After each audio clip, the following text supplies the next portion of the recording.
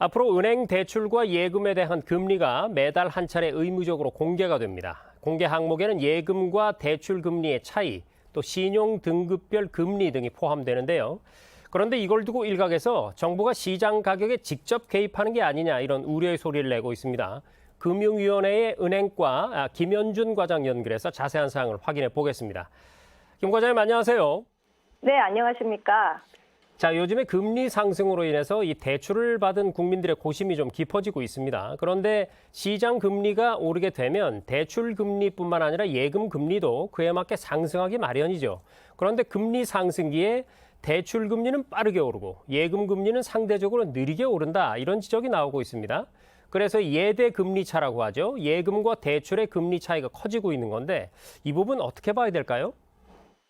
네, 은행은 자금을 단기로 조달해서 장기로 대출하기 때문에 단기 금리는 수신금리와 장기 금리는 여신금리와 높은 상관관계가 있습니다.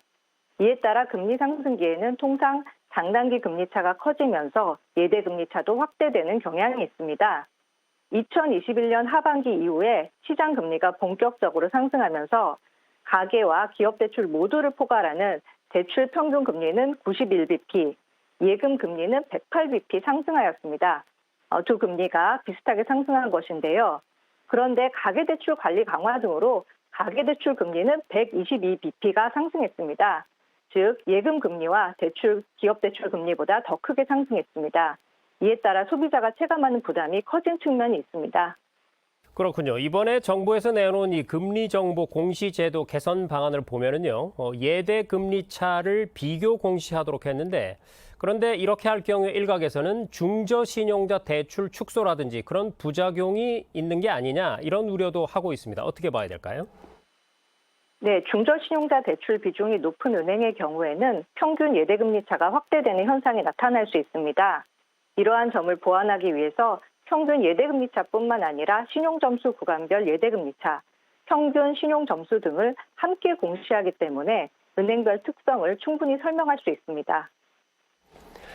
자, 그리고 이런 얘기도 나옵니다. 이번 방안 중에 이 대출 가산금리 산정 체계를 개선하는 내용도 담겨 있는데 일각에서 이걸 두고 정부가 시장 가격에 너무 직접적으로 개입하는 거 아니냐 이런 비판을 하고 있습니다. 어떻게 보십니까?